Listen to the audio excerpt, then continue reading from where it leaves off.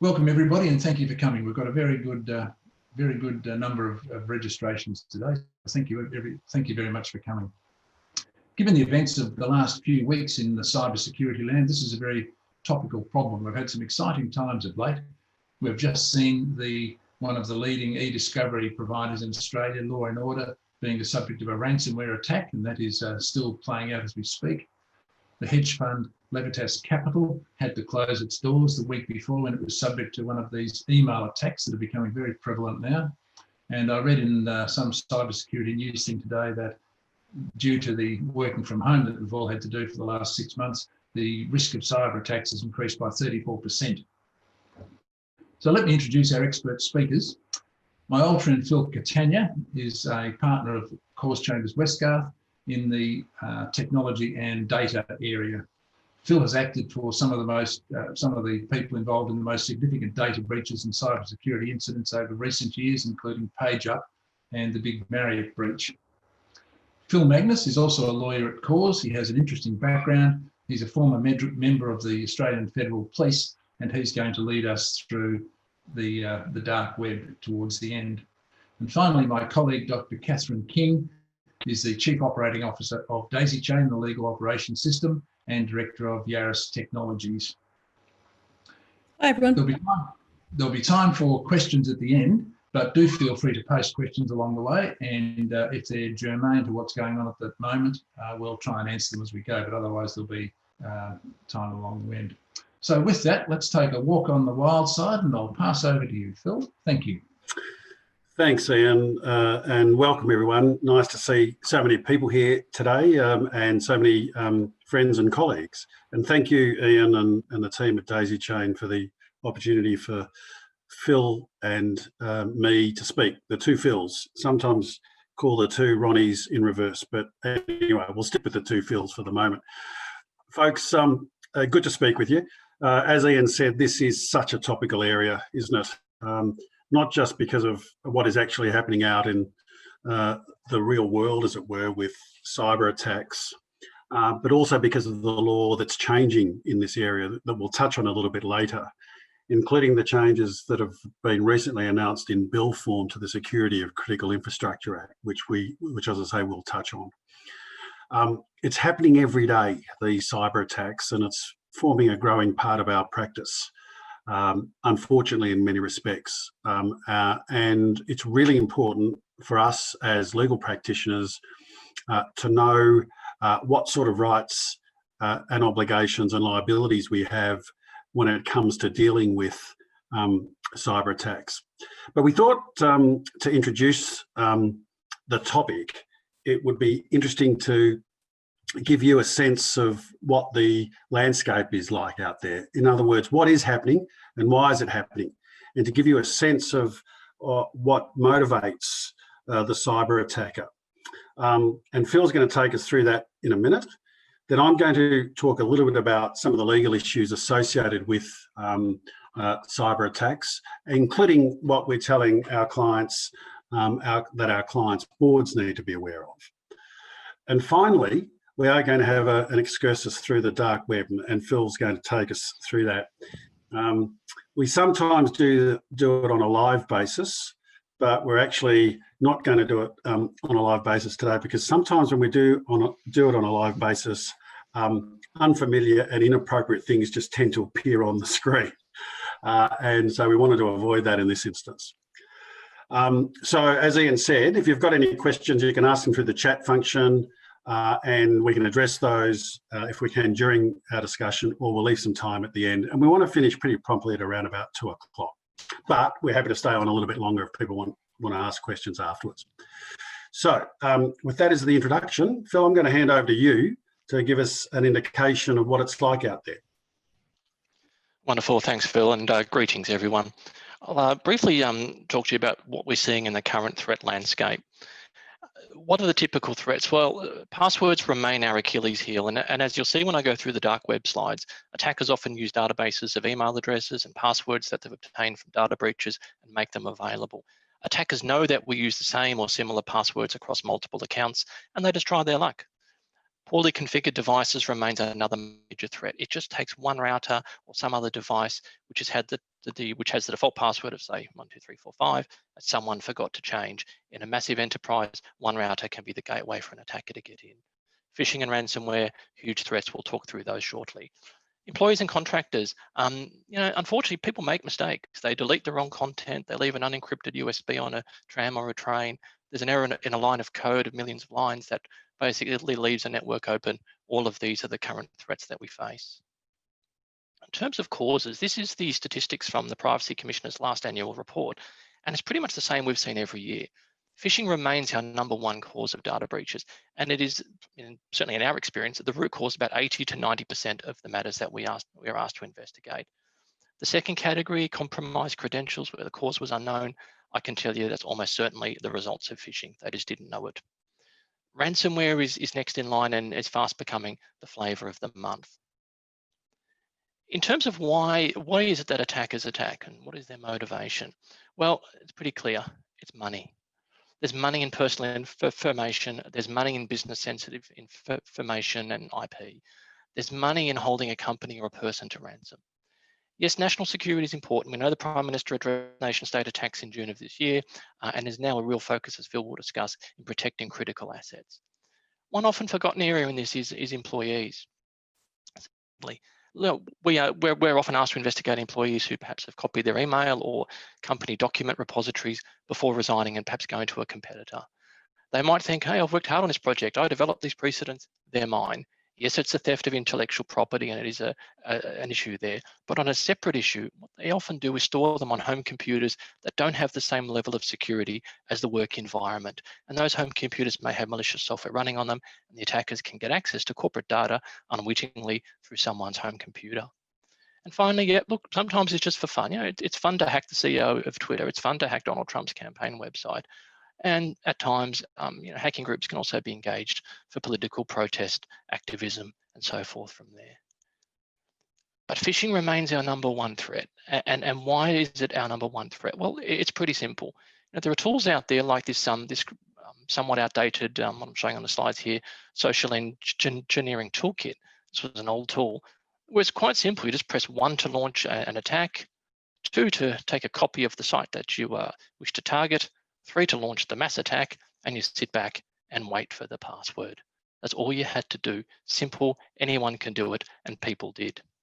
So where would you buy that? Where would you buy that from? I just download it online, Phil. It's pretty archaic now, but there are many tools that you download online for free. And there's still plenty of tools like this that exist nowadays. This is an old one, but there are many tools. Yeah, I just put this because it's quite a simple example of just 1, 2, 3, and off you go, and you've launched your attack. The other reason it's so attractive is because it offers extremely large reward. Take Office 365 or Microsoft 365. If you get access to someone's account, you don't just get access to email. You get access to whatever that user has access to. All contacts, all email, chats, their entire OneDrive and their entire SharePoint repository. And the danger is that most organizations hold data for way too long and they have access to much more than they need, giving a lot more data to the attacker should an attack be successful. And the next reason phishing is so attractive is that, unfortunately, information is public. You can scrape a company's website or their LinkedIn for all employees in a particular company. You'll see that there's 39 here for Yaris. There's Windows tools, which are the graphics down the bottom, which show us what email platform is in use. With a click of my button, I can tell that RMIT uses Microsoft 365, Office 365, and I can tell that Monash uses Google. I now know what false web page to send them to. And of course, that doesn't mean the attacker will always get in, even if they fool us into putting their getting their password in a false web page. A company might have multi-factor authentication or some other security, but it might be that same username and password is what that particular person registered for other accounts, Dropbox, Facebook, Officeworks accounts, and so forth. And that's often what it can be used for, if not just to get into the corporate network. In terms of why do we fall for phishing emails? Well, one of the main reasons we fall for phishing emails sometimes is just bad timing. Now, this email on the left-hand side is a false email for a Telstra bill that was sent to me on my work account. I wouldn't have batted an eyelid because I don't pay the Telstra bills. I've never paid one since I've been a cause. But this email arrived 1 week after I received a replacement iPhone. timing-wise, it looked legitimate. It coincided perfectly with when I got my phone. It was out of the blue. I might have given up my details. And on the right-hand side, one of the reasons we fall for these things is because often, and these are all real examples, they often come from legitimate but compromised accounts of people that we know. And we fall for it because it comes from the real email address of someone we know, the real Dropbox link that they send, from the real Dropbox of our friend, but unfortunately it's under the control of the attacker. So the lesson is that even if it's someone we know or we trust, do we really know who is at the other end of that email or that link that's being sent? Can I just say, folks, that Telstra bill and that phishing email received at Cause was completely coincidental with the rollout of our new mobile phones. Had nothing to do with the disclosure of any information by anyone at Cause. No, that's correct. It was very targeted. That was the case. Yeah, I mean, this is such an issue, and Ian mentioned the law and order, situation at the moment with the ransom being demanded there. This service is a service that's being used by a number of law firms. You would have seen it in the press, and as we'll go on in a bit more detail later, they are threatening. That is, the ransom attacker is threatening to disclose the details of a number of these law firms' clients, and this is exactly the type of attack. And we'll see it in the health context in a minute that Phil will explain that attackers are now focusing on. It's not just information about the organisation per se, but the organisation's clients that they're getting at. And this is a real intriguing development. Phil. Thanks, Phil. One of the other things, so here's a great example, and this comes from our friends at SecureWorks, but it's too good to pass up. This was an example of how attacks can actually often begin through social media. In this instance, attackers created a false LinkedIn persona for a photographer called Mia Ash. It looks real. There's 500 followers. It's been running for over 3 years at the time, back in 2017, but it was completely false. All of the photographs have been copied from other sites. The Mia Ash one on the left, other sites on the right. 3 years, updates all the time, photographs all the time, look completely legitimate. So what the attacker's done is they've targeted a person in a Middle Eastern company whose LinkedIn profile showed an interest in photography. Engaged through LinkedIn, over time became Facebook friends. Yes, Mia Ash also had a false Facebook account. Exchanged messages, but only ever about photography. One day, the Mia persona said to this employee, hey, let me send you a survey, but perhaps it's best if you try it at work. I've got a few little smarts in there to make it work. If a little yellow box pops up asking you to some sort of security warning, it's fine, you trust me. The user did as asked. They bypassed the Windows security warning. Guess what? Malicious software was executed and the attackers gained access to the company. Most companies block those macros from appearing. Others don't. In this instance, that was what got them in. And one of the other reasons that attackers love social media is because we give so much up. There's a reason why you're being asked, what was your pet's name, for example, on the left? What school did you go to? And that's because those are the password reset questions, or two of the password reset questions for your Microsoft account when you first set it up. What was your pet's name? What school did you attend? And if you put the same information on Facebook and don't lock it down, for example, your hometown and everything else, you're actually matching 3 of the 5 security reset questions. We put this data online, attackers scrape it, they gained information about ourselves. And look, sometimes we give it out without even thinking. Here, Tony Abbott posted a picture of his boarding pass on Instagram to thank the airline. Quite an innocuous thing to do. Little did Tony know, as a security tester publicly showed, that you just need the booking reference and last name in the Manage My Booking page on Qantas to see his booking, no password. And when the tester accessed the booking, he didn't only get he looked at the Qantas website code behind there, he brought up Tony Abbott's passport number, expiry date, his date of birth, phone number, and so forth, all from a seemingly innocuous post on Instagram. Is that seat 1A, Phil? It was seat 1. It was seat 1A, yes. That's why he posted it. This, of course, was the boarding pass that of the Qantas flight that Tony Abbott took to the UK not long ago, when he was being asked by the UK government to act as an ambassador for the UK in relation to Brexit. One has to query why they asked Tony Abbott to do that, but anyway, that's what he was going over there for. It was. And I'm sure you came back quite embarrassed as a result of all that, Phil, but it was, again, an innocuous thing, but look at the data you can get through social media. Social media is very different to email. Email, we're very conservative with. We watch what we click. Social media, it's a click world. We click on practically everything. We open ourselves up. Attackers know that. Attackers exploit that. And finally, and particularly for social media, sorry, Phil, that's being used by employees of our organisation. So everyone who's on this call, I would expect you'll have some sort of social media account to advertise goods or services, or to otherwise deal with customers, or to market yourselves and things like that. And the attackers know this, and they will often seek to, if I can use the expression, focus on the most vulnerable, or the ones who are potentially more likely than others to hand out information about the organisation through the social media channel. Correct. And that's one of the, and we go to my final slide before I hand you over to Phil. Ransomware, often brought in through email attachments, vulnerable servers, and so forth. This is an emerging and highly lucrative threat. We're seeing it in the papers daily, affecting major companies. For those who don't know what ransomware is, it's quite simple. An attacker locks access to files, folders, or perhaps an entire system. Extremely strong encryption and an unlock key that only the attacker possesses. The first you know about is when you've received a message. Guess what? All your files have been encrypted. Contact the attacker, pay the ransom, they'll decrypt it. And historically, that's all ransomware was. It was the purpose of, it was a ransom to decrypt your data. But now the attackers are going one step further. They're taking the data off the system before encrypting it. And look, take Toll for an example. Attackers threatened to release 200 gigabytes in stolen data from Toll if Toll didn't pay the ransom. And to prove this, they dumped a small sample online of payroll and wage data, quite sensitive, to prove they had it and they had the intent to release it. Or perhaps in Florida. What's your legal view, Phil, about whether or not the ransom should be paid? The view of the Australian Cybersecurity Centre, FBI and so forth, is that the ransom should not be paid because it promotes the market. There isn't, unless you can prove it's going to a terrorist organisation. It's actually no offence in Australia to pay the ransom unless you're contravening anti-money laundering laws. But in terms of that, it's easy to put a moral stance on it. But if you're a company that's going to go under if you don't pay the ransom, and paying the ransom will get you back up. And let's face it, attackers these days are business people. They understand that it's good business to unlock systems when a ransom has been asked. And they do, and we're seeing more and more the fact that they do release it. If you're a company that's going to either fold or pay a ransom, you're probably going to pay the ransom. A number of our clients do pay the ransom, and I'll give you an example as to why.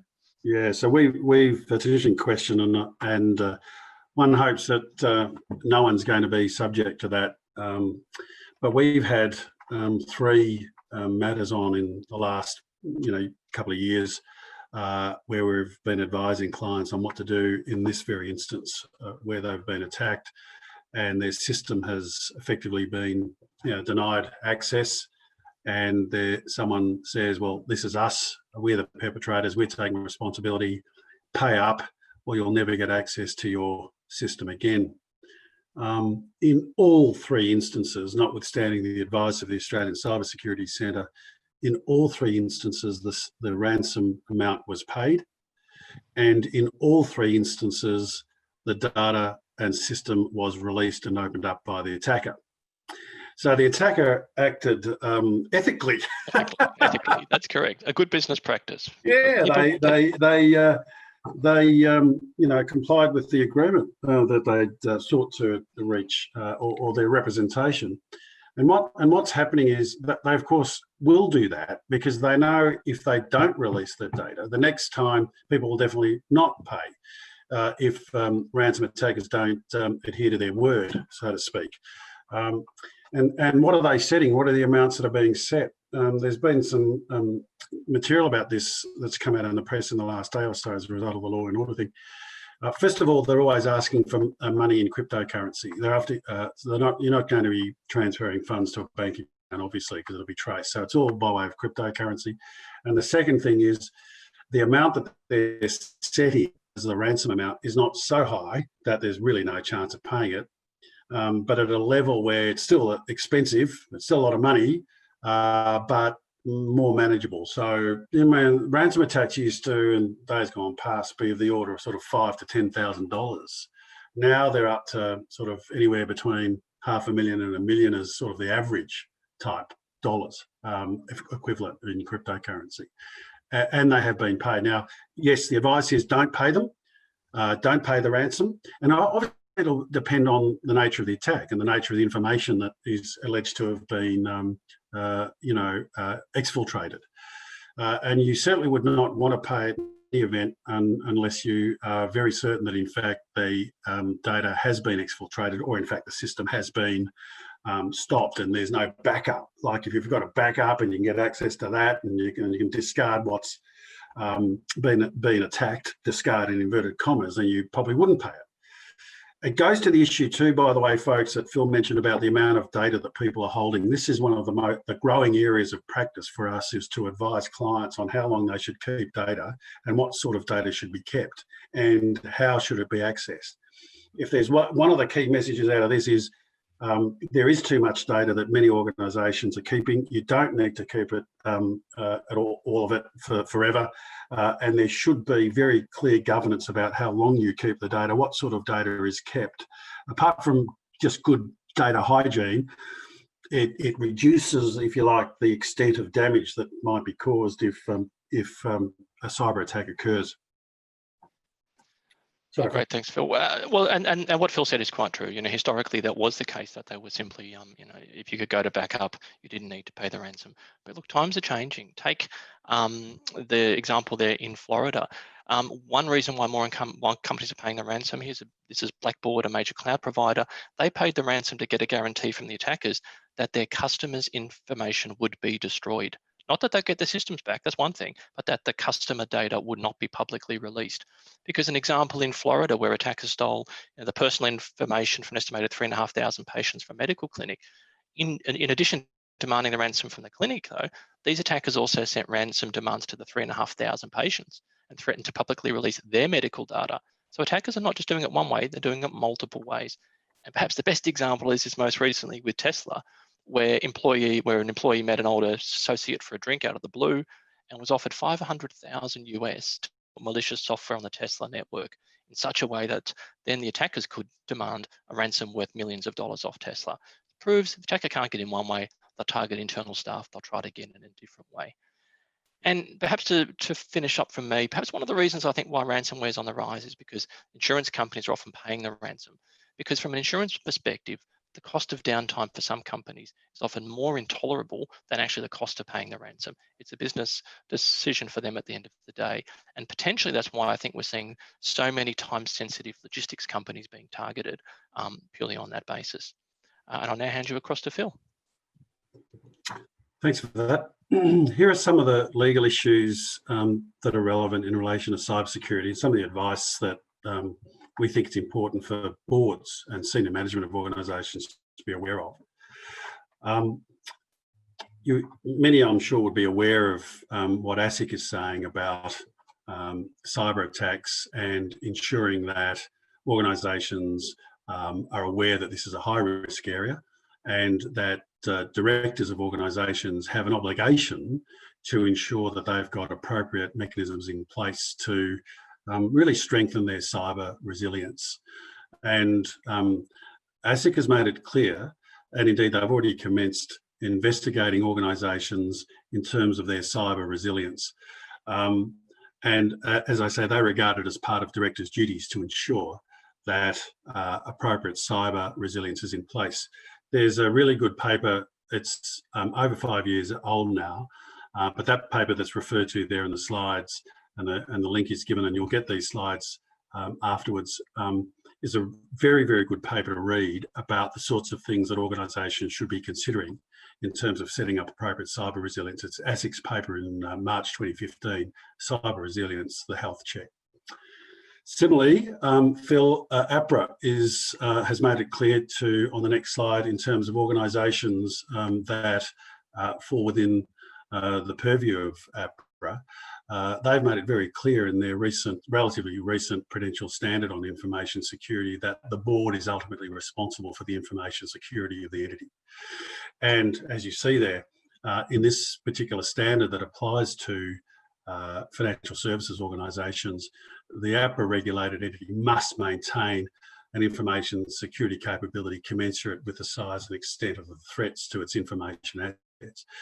This ought not to be viewed just simply as a theorem that applies to organisations that are governed by APRA. It really is something that every organisation should be aware of, and I'm sure most are, although there are some that are lacking in some of their cyber protective mechanisms. Next slide, Phil. Most people, I'm sure, would also be aware that under the Privacy Act, under APP 11, organisations that are subject to the Privacy Act must take such steps as are reasonable in the circumstances to protect personal information, in this instance, from things like misuse or unauthorised access. This is one of the growing areas of involvement by the Privacy Commission at a Commonwealth level. It's been stated by the current Privacy Commissioner that it is an area that they will devote more resources to in terms of determining whether organisations have adopted reasonable steps to protect unauthorised access to personal information. And you'll see a number of Commissioner-instigated investigations along those lines next year, according to what the Privacy Commissioner has identified. Now, next slide, Phil. I mentioned this earlier. This is the amendment to the Security of Critical Infrastructure Act, and the bill was released a couple of weeks ago, and submissions in relation to the bill actually close tomorrow, and it's quite an extraordinary bill in the sense that what happens under this proposed piece of legislation is that the Commonwealth Government, through the Department of Home Affairs, has designated a number of sectors, business sectors in Australia, as critical sectors. Critical sectors meaning that they are critical to the ongoing business and operation of business in this country. So they've designated sectors such as the banking sector, the higher education sector, the food sector. As examples, the data processing and data centre sector.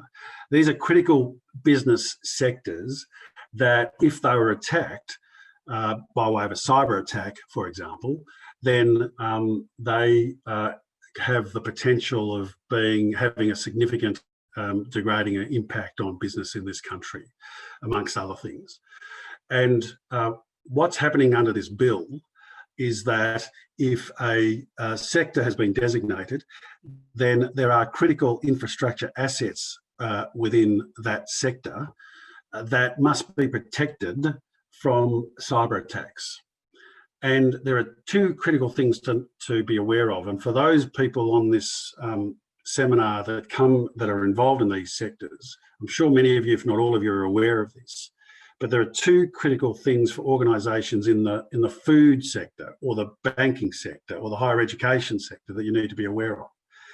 One is that if your organisation suffers a cyber attack, then you will have an obligation to notify the Australian Cybersecurity Centre of that cyber attack within 12 to 24 hours. Must report the cyber attack within 12 to 24 hours to the Australian Cybersecurity Centre if you're within one of these critical sectors. That, of course, is a lot less in terms of timing than under the Privacy Act. Moreover, this is not limited to personal information. This is simply a cyber attack that has the potential to cause, the type of harm that we're talking about that could bring the organisation down. You've got an obligation to notify within 12 to 24 hours. The other thing that I haven't gone into in too much depth here, because it's just such an extraordinary power that the Australian Signals Directorate has, is to enable the Australian Signals Directorate to, in fact, step in to the organisation's operations and to determine and to work out the issues relating to the cyber attack and to maintain the system of the organisation which has been attacked. It's a step in. What's interesting about that, Phil, from my opinion, is we work a lot with AWS. We have, $1 billion worth of transactions that go through our systems every year, and all of our systems are on Amazon Web Services. And if you actually asked Amazon Web Services to report on every security incident that they receive within a 24-hour period, they would literally have to create a team of 100 people who were going to report and describe every security incident that took place every hour, every 24 hours. Yeah. And there's constant. I mean, I'm not sure that this group understands that there's a world full of bots who are just automatically hitting up every single place they can, randomly and in infinitesimal amounts, across the world. Yeah, and that's one of the it's not rational. that's one of the criticisms, Kath, of the legislation, that the materiality threshold needs to be increased, which is also a criticism of APRA 234, that it also relates to potential security incidents. Now, everyone suffers from a potential security incident every day of the week, so the materiality threshold needs to be increased. This is just an example of what's going on in terms of legislation to really up the ante in terms of the sort of protective mechanisms that need to be implemented to deal with cyber attacks. Phil, can I go on to the next slide? When we review organisations, if you like, compliance with best practice in terms of cyber protective mechanisms, these are the things that we advise our clients about at a very high level. If you like, the 10 commandments of cybersecurity considerations for boards and senior management. It's not exhaustive, but it really serves as a checklist for you to think about in terms of how your organisation goes with these things. I'll run through them very quickly. Having a very strong cyber governance program in place is critical, where people's roles are defined and responsibilities are defined. Who makes decisions about, who we notify, who makes decisions about going to our PR firm, as an example. When do we go to these people, and so on and so forth. Having a very strong governance program in place where people are aware of roles and responsibilities in the event of a cyber attack is really, really important. Having strong cyber insurance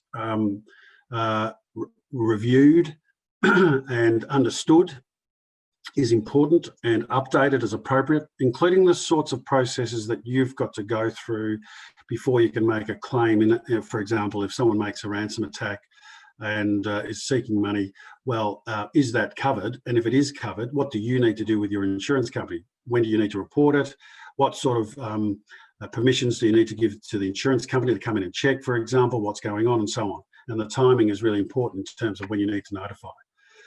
Having cyber reports to the board, or any issues in relation to cyber attacks to the board, as a standing item on the agenda, we're recommending all the time. Boards need to be aware of it. You saw what APRA and ASIC are saying about it. The board does need to monitor at a high level what's going on and ensure that appropriate procedures are in place for dealing with cyber attacks. Ongoing education to train for staff and the board about the sorts of issues we're talking about today is important, and indeed ASIC talks about that. Training needs to be not just at a high level to the board, but it ought to be part of the induction program for staff, as an example. We talk about adopting reasonable security measures. What are they when it comes to protecting personal information? The Australian Privacy Office has issued some guidelines on reasonable security measures. It very much depends on the nature of the information too. You can imagine health-related information attracts a much higher level of security than, frankly, people's email addresses. But you should be aware of what the Privacy Commissioner is saying about reasonable security measures. And that is helpful for our technical staff. Next slide, Phil. Part of the governance involves, and I'm sure everyone would have this now, incident response plans and an information security policy. But the thing that we find that's lacking is that the response plans and the security policies are not reviewed and updated every year to cater for changes in technology, changes in personnel, changes in service delivery models, changes in data. They need to be reviewed on an ongoing basis. And again, it needs to be part of the governance of an organisation. Interesting that when we talk about notification of breaches, particularly in relation to the OAIC, if there's an unauthorised attack and personal information is involved in that unauthorised attack, then you need to notify, if you're bound by the Privacy Act, you need to notify the Privacy Office and affected individuals as soon as practicable. And there is some time to investigate if we have a suspicion as opposed to a belief that personal information was accessed.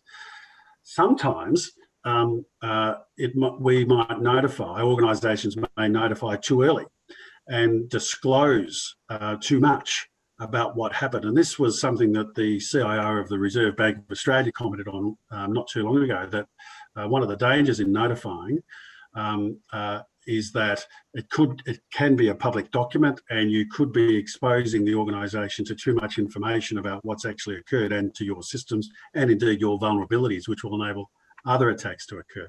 So the nature of the notification, both timing and content, needs to be very carefully thought through. We advise... Phil, just so I could jump in, there's a question there on insurance, which you can probably see in the question panel. Will you be able to answer that? Let me have a look. Do you find insurers are generally willing to cover cyber risks? In the M&A, W&I insurance context, it seems that insurers often try to carve out cyber risk. They do. But I think the answer to that is it depends. Some insurance companies will, but you'll pay for it, obviously, and you'll pay a much higher premium. But we've managed to find a number of organisations, a number of insurance companies that will provide a level of insurance. Now, it's a difficult one. It doesn't apply in all instances, and this is on the public record. Of course, it's in the Marriott situation was interesting because the cyber attack actually occurred on the Starwood hotels, and the unauthorised access occurred in 2014 to the client database, of the Starwood hotels. The Marriott actually bought the Starwood hotels in 2016, and there was no notification. No one knew that the cyber attack had occurred 2 years earlier. So the Marriott buys an asset that had actually been attacked. The attack was only determined and identified in 2018, 2 years after the acquisition and 4 years after the attack actually occurred. And then the notifications began in November, December 2018. And, insurance was looked at, and you can imagine that in that sort of instance, it was difficult to obtain insurance coverage in circumstances where the attack wasn't known about. So that's something to think about in terms of getting insurance cover, and that is that you want to have it roll over for quite some period of time after the attack has occurred. Phil, I'll just query how we're going against our timesheet. I'm not quite sure that I can read this properly. Are you running slightly behind? I'll be really quick. Contracts with third-party testing stands to reason. Contracts with third-party service providers. I'm very keen to ensure that we place obligations on contractors to maintain reasonable security measures, and indeed to support us if we're in the critical infrastructure sector about step-in rights, something to think about. And of course, legal protection. We see too much where there's information that's passing internally within an organisation that doesn't go through the lawyers, and therefore there's issues about whether it attracts privilege. There's a couple of questions there about service providers too. Maybe we could answer those at the end. Okay, happy to. Maybe you could answer on the chat system, Phil. Yeah. Okay, thanks, Phil. Over to you for a review of the dark web. Wonderful, thanks, Phil, and thanks everyone. And now I'm going to run through a quick incursion into the dark web, for want of a better word. As Phil said earlier, we ordinarily run this live, but one of the problems with the dark web is it's extremely slow. You can often have issues getting onto it, and often material appears on the dark web that you don't particularly want to be displaying to over 80 people. Sarah, Danielle, I'll be answering your question as we go here as well. So what is a dark web? Well, this is where the stolen data is probably going to go. What is it? Well, firstly, it's important to say there's not just one dark web. It's actually multiple dark webs and multiple platforms in which dark web or dark nets exist. And there's different ways in which you can get on them. But effectively, they all work the same. They're all a marketplace. It's where you go to buy all sorts of things. You can buy drugs, malicious software, false IDs. Perhaps you want to hire a hacker to hack your ex-partner's phone and find intimate photos and have the hacker post them online in some anonymous account, all available on the dark web. Where is it? Well, often it's displayed in the context of this iceberg graphic that you can see here. The top 10% is called the surface web. That's the web as we know it. It's Google, it's Facebook, it's normal websites that we visit on a day-to-day basis. The other 90% of the internet is effectively not publicly available. Corporate data, for example, private email, all of that makes up the other 90%. And a very, very small part of that is the dark web. In order to access it, you use an anonymous browser such as Tor, the Onion router, which hops from computer to computer all around the world before eventually reaching the computer that contains the site you're after or the marketplace you're after. And it is this hopping process has twofold. One, it makes tracing practically impossible, but secondly, it also makes it extremely slow, and therefore it's not. Oops, sorry about that. It's not really used for day-to-day usage. So here, what it looks like. Well, here's the login page of a typical site. In this case, the dark market. If you look at the top right, you'll see that unlike a normal website address, the address itself is certainly not friendly, and it's made up of a series of random characters. You can just see dark market at the front. You can see it ends in the extension .onion, sort of akin to peeling back the layers of the onion, means going from computer to computer in order to get there. When you look at this, you'll see, where is we here? Yeah, so when you first log in, you'll note that here's the username I created. I just made up a series of random characters and a password. And importantly, when you go to a market like this and you register for the first time, there's no verification requirement. There's no email address or mobile phone I have to enter to validate me as an individual. I can call myself anything I like, as I did in this example here, any password. I could just use a password once and a user account once, and that's it, and keep going in that way if I want to. So what does a typical marketplace look like? Well, here's what the dark market looks like. And as you can see from here, it looks somewhat like eBay. You've got images being shown, you've got prices, you've got the option to buy, you've got all sorts of things. So it's not some sort of dark and complex repository where you need to know all sorts of programming code. Quite the opposite. It's actually very easy to use. You can browse by passport, fraud, credit cards. Perhaps you want to search by country or a type of identification document. You want to find Medicare cards or passport numbers or whatever else it may be, and the price is there. Companies themselves should be looking at the dark web, trying to see if their intellectual property is there, perhaps their brand is being displayed, whatever it may be. Presumably you don't buy it, it's not therefore unlawful to do, but get a really good sense of what is there and what your company's IP might be. The problem with that, of course, is that there's so many marketplaces and they change all the time that it's very, very hard to know exactly what's there. Here's an example of a scanned Australian passport, and sort of like any market, the seller gives a little spiel about the quality. We're the cheapest price on the darknet, very high quality, not photoshopped, from real people. All of this is espousing their virtues of why their product is better than somebody else's. And in fact, some of the markets even have a feedback and rating system, although I'd probably say that reliance on that is probably a bit doubtful, given that you can create an account without any verification. Here you'll see this person's got 5-star rating and it's $6 per scanned Australian passport. You obviously use for false identification purposes. And the darknet or dark web, it's a treasure trove for stolen information and for hacking. Here you'll see examples of, we have software that purports to say, how do you hack an ATM? How do you get into Instagram? How do you access someone's Apple iCloud account? Whether that works, whether that doesn't work, who knows? The prices are pretty cheap, $1 to get access to someone's phone. Doubtfully that'll ever work. $3.49 to access someone's iCloud account as well. But as you'll see from the right-hand side, it's also one of the most major sources of databases of user credentials, email addresses and passwords that have been stolen in data breaches. Here you'll see you've got $35 for 4.7 million records. And we don't know how old they are. They might be many, many years old. We've looked at these databases ourselves and we've found, my old email address and old password there. It hasn't been used in years, but it was certainly correct. And that's because as the data breaches around the world occur, they get compiled into these massive, great databases, and they get sold. Yeah, when we did this once on a live basis, Phil and I, a couple of years ago, we searched my email address and to see if there are any of my passwords that were posted on the dark web. And in fact, my LinkedIn password was up there for everyone to see. Thankfully, I changed it, but but that was up there because LinkedIn suffered a cyber attack a year previous to that.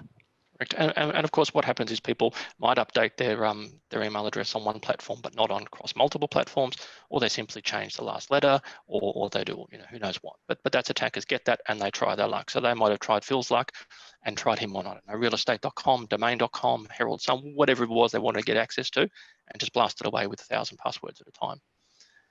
I know this sounds trite to say, but folks, do not have the same password to your bank account as you have to your work account. Please don't. Absolutely. A couple of final slides before we hand you over to Catherine. And of course, given the US election, the dark market was, or the dark net was, no marketplace would be complete without, databases of voter information. This is examples of where we've got Arkansas, Connecticut, and Delaware. Voter IDs, names, addresses, dates of births, and so forth. Extremely cheap, $9.99 for apparently the entire database of what might be there. True or not, I don't know. We didn't buy it, but it's all apparently available online. But I just want to emphasize sometimes that, and in concluding from here, it's not necessarily all that bad, and there really are legitimate uses potentially for the dark web. It can be used for dissidents, it can be used for journalists to communicate in perhaps places they fear persecution. And as you can see here, Facebook and even the BBC have sites on the dark web, and that's for the purpose of allowing access in countries where the government censors it. So if they were to go onto a normal web browser, they wouldn't be able to access Facebook, they wouldn't be able to access the BBC. So such sites are available on the dark web, which makes it outside of the purview of their particular governments. A very quick incursion into the dark web. Anyone wants to see it live, please let me know. We can organise that. I'll hand you over to Catherine now, who'll give you some key takeaways. Catherine, on mute. You're on mute, Catherine. You're on mute. Officially unmuted. Although I was saying very intelligent things, and I'm just sorry you couldn't hear. Hi, I'm glad we're having this conversation because I think there's some key information that we can share with you about, what are we going to do about all of this in our personal lives, but also what do we do about this at work? And I think there's actually really a lot that we can do. The first thing is, my suggestion is never give away your driver's license number. That's a very obvious number that can be copied and used and reused for so many different purposes. I would never give out my driver's license or my passport if I wasn't in an official capacity. The other is don't share your birth date. Very important that people are unaware of your birth date, the year you're born particularly. I'd be making sure that your birth year is definitely not on Facebook. It's a very easy thing to go immediately and take away your birth date from Facebook. Don't share your address, your children's names, your family's addresses. Don't share them on Facebook or any form of social media. Those should be kept intensely private. In terms of what we suggest for work, there's also a lot that we can do at work, simple things, many just simple things that can make a big difference. My number one suggestion is that you make sure that every single person has their screensaver on. After 2 or 3 minutes, where the screensaver comes up and requires a password for you to enter your computer, both at home and at work, but particularly at home. You never know when your child is going to come in and just play with your computer and move all of your Dropbox folders or delete a whole bunch of things off your computer. So that's a really important part of making sure that the easy things that you can do. At work, we suggest that there's a very senior person who's responsible for security, who coordinates all of those activities. Because while everyone is responsible for security, no one is responsible for security.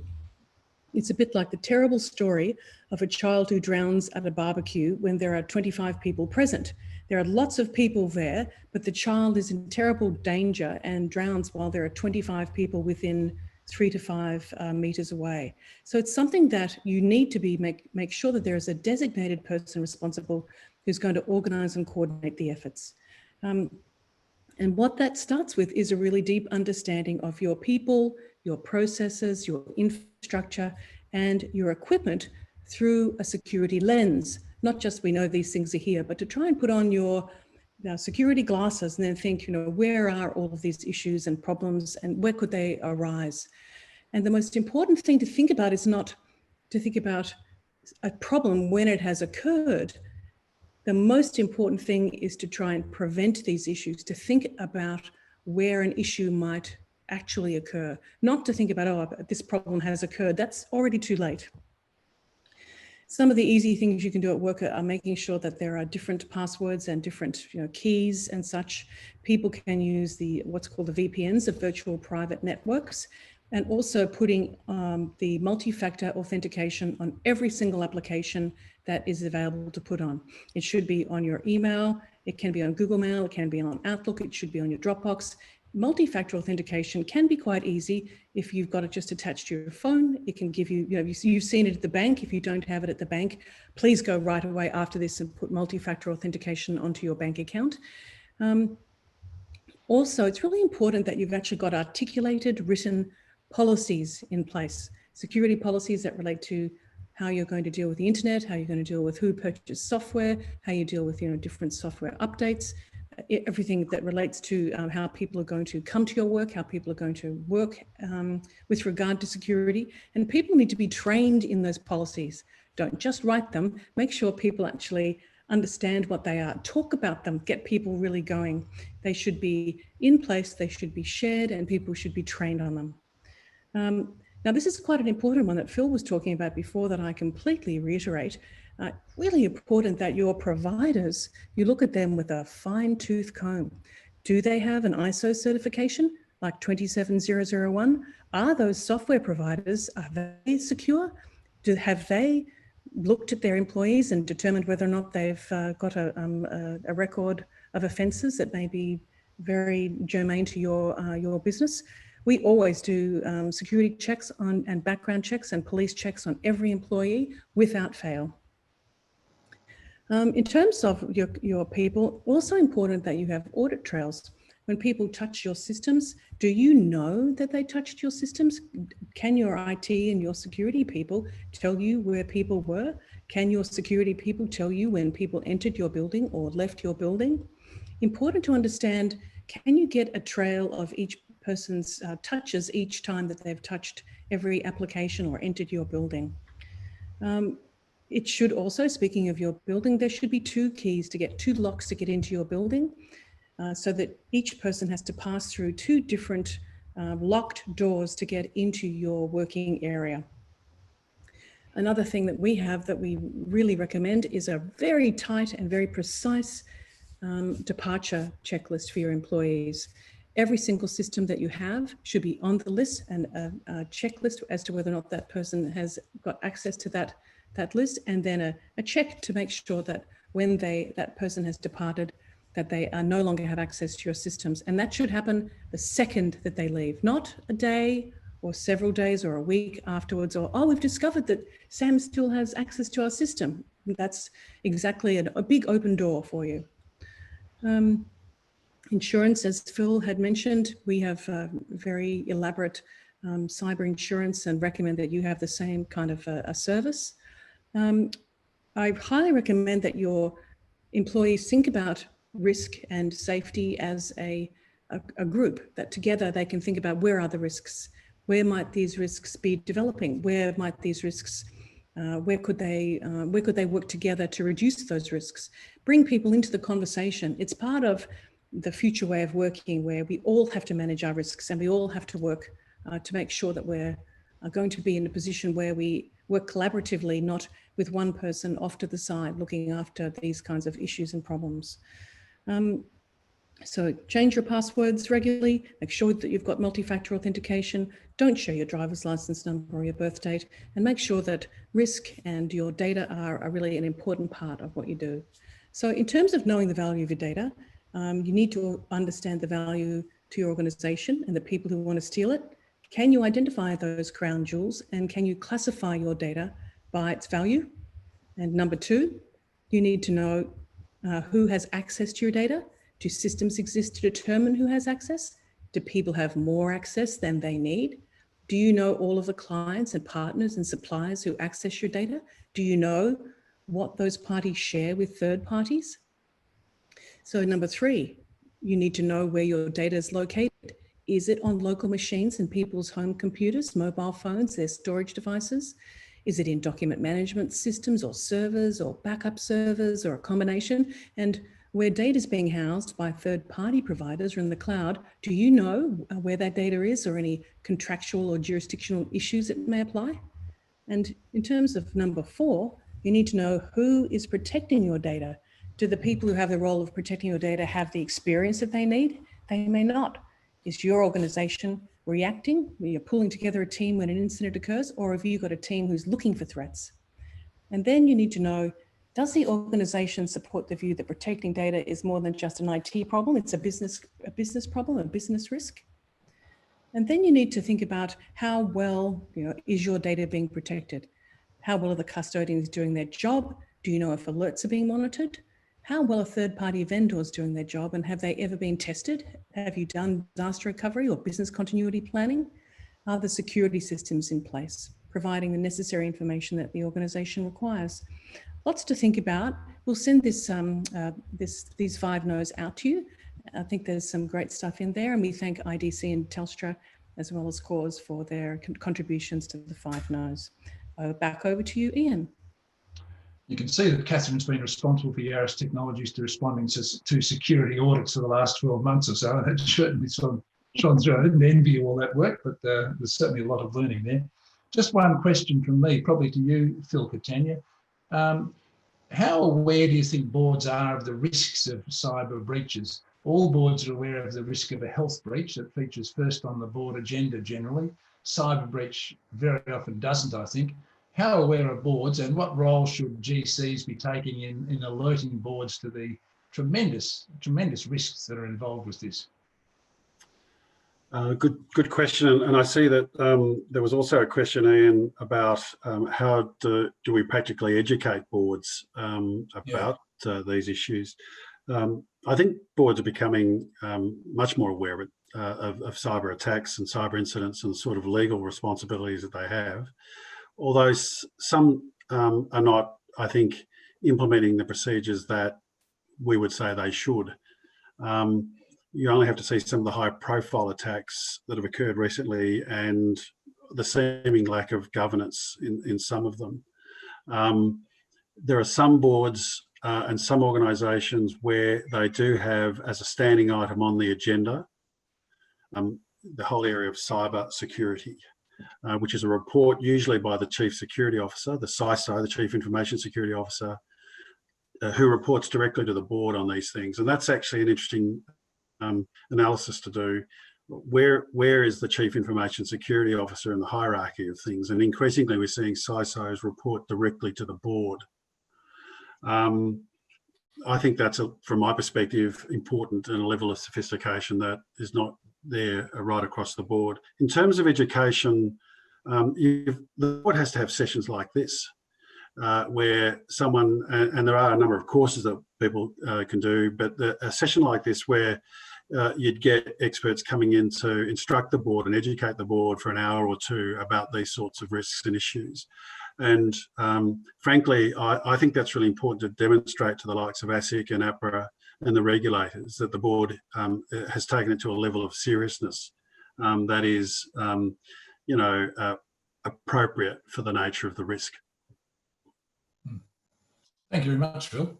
Well, I'd like to thank everybody for their participation today. I think we had an excellent group of speakers and some real expertise there, people who have been hands-on, so thank you very much. I'd also like to thank Nick and Natalie, our producers, who put a lot of time into making this all happen very seamlessly and easily, so thank you very much. And finally, I'd just like to mention as an aside that if anybody's interested in podcasts and thrillers, one of the best I've ever listened to is the story of the Silk Road and the Dark Web. It's a really fascinating story about how those crooks were sprung, and it's well worth a listen.